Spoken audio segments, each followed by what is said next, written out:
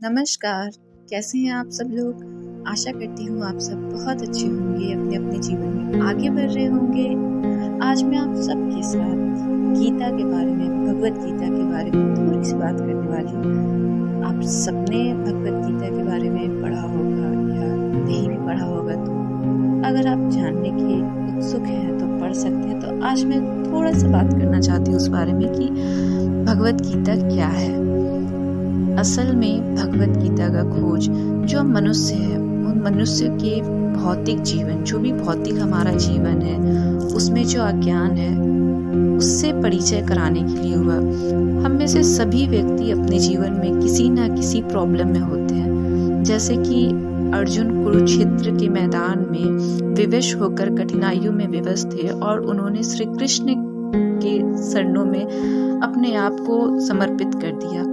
फलस्वरूप क्या हुआ, तब वहीं से भगवत गीता का प्रवचन शुरू हुआ। और केवल सिर्फ अर्जुन ही नहीं, बल्कि हम सब जो भी व्यक्ति हैं, हम सब अपने भौतिक जीवन के ऐसी चिंताओं में, ऐसे अस्तित्व, ऐसी बातों में हम घिरे हुए हैं जिन बातों का, जिन उद्देश्यों का, जिनका कोई अस्तित्व ही नहीं है। हमारा अस्तित्व सिर्फ और सिर्फ उन बेकार की बातों में परिवेश हो चुका है, उनमें ढल चुका है जिनका कोई अस्तित्व ही नहीं है। अब जिनका अस्तित्व ही नहीं है, उन बातों में हम खुद को डरा हुआ, हमेशा उन सब में डरा हुआ घिरे रहते हैं। हमें लोग डरा देते हैं उन बातों से, और हमारा जो अस्तित्व है वो सनातन है। पर फिर भी किसी न किसी कारण से हमें बहुत सारी ऐसी बातों हैं जिसमें हमें असत्य में, झूठ में डाल दिया जाता है। और असत्य का अर्थ वही है जिसका कोई अस्तित्व ही नहीं है, जिन बातों का हमारे आसपास में जो भी परेशानियां हैं, जिनका कोई वजूद ही नहीं है, वो सारी बातों में हम घिरे हुए हैं, डरे हुए हैं और उन्हीं सब चिंताओं में चल रहे होते हैं। कष्ट जो लोग भोग रहे होते हैं, जिनके जीवन में कष्ट है, उनमें से कुछ ही लोग ऐसे होते हैं जो असल में ना अपने जीवन की परिस्थिति को जानने के लिए उत्सुक होते हैं कि वे जो उनके जीवन में परेशानी चल रही है, क्या है वो, क्यों वो ऐसी सिचुएशन में आ गए, क्यों वो इसमें फंस गए हैं, क्यों उन्हें भगवान ने या क्यों उन्हें समय ने ऐसी परेशानियों में डाला, वगैरह वगैरह। बहुत सारी चीज़ें हम अपने आप से सवाल करते हैं। लेकिन जब कोई भी मनुष्य अपने किसी तकलीफ के बारे में जानने के लिए जागृत या उत्सुक नहीं होता है ना, जब तक उसे कोई भी ज्ञान नहीं होता कि जो प्रॉब्लम में वो है उसका हल वो कैसे ढूंढना चाहता है, वो उन सारी चीज़ों को, अपने आप को अलग महसूस करता है कि वो मनुष्य है।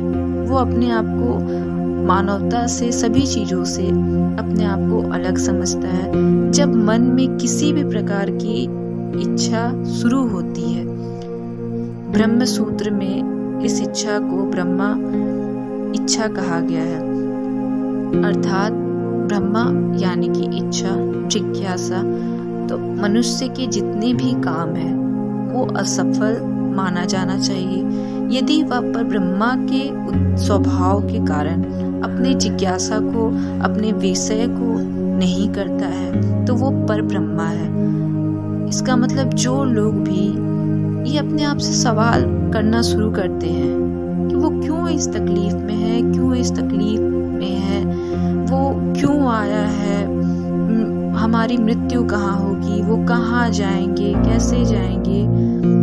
भगवत गीता समझने का यही एक जरिया है जिसमें हम जानते हैं कि क्या है, क्यों है, कैसे है, आपके सवालों का जवाब। और भगवान जो हैं वो हर किसी को, सबके मन में, हम सबके मन में एक आदर भाव से होते हैं। और अगर हमें किसी चीज़ को जानना है तो हमें अपने आप को, चाहे आप किसी से कोई भी चीज़ को सीख रहे हैं, जैसे अर्जुन श्री कृष्ण के चरणों में अपने आप को पूरी तरह एक स्टूडेंट की तरह समर्पित करते हैं, अपनी बातों को, अपनी चीज़ों को समझने के लिए, अपनी परिस्थितियों को समझने के लिए। ठीक उसी तरह अगर आपको भी अपने जीवन में किसी भी बातों को समझना है, और अगर आप किसी से समझ रहे हैं, किसी को गुरु मानते हैं, तो फिर आपको एक अच्छे स्टूडेंट की तरह उनके सामने खुद को समर्पित करके वो जो भी सिखा रहे हैं उसे अच्छे से सीखना पड़ेगा। ठीक उसी तरह से इसमें भगवान श्री कृष्ण भगवत गीता में एक टीचर है और अर्जुन उनके स्टूडेंट। तो भगवत गीता में आपको यही सारी बातें सिखाई जाती हैं जो अर्जुन उनसे अपनी परिस्थितियों को लेकर के सवाल करते हैं, उनके ही बताए हुए वो उद्देश्य से कैसे चलते हैं, उनके विचारों को कैसे अपनाते हैं और जीवन की वो सारी चीजें जो आप हम सब हर रोज उन परिस्थितियों से जूझ रहे होते हैं। तो अगर आप सब चाहते हैं कि मैं इस बारे में और बताऊं और भी भगवत गीता की लाइनें बताऊं तो प्लीज कमेंट में जरूर बताइएगा। और आप सबने पढ़ा ही होगा, आप सब जानते होंगे, बस मैं सोची क्यों ना आज इस बारे में थोड़ी सी बात की जाए।